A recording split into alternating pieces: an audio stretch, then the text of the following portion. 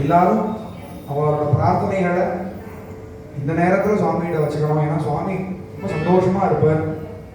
இதே மாதிரி வருஷம் 40 வருஷமா இந்த உற்சவம் நடக்கிறது சொல்றா. இது 40 400 ஆகி இன்னும் ஒரு பக்கத்தில் ஒரு சைபர் போட்டு 4000 வருஷமா அது நடக்கணும்.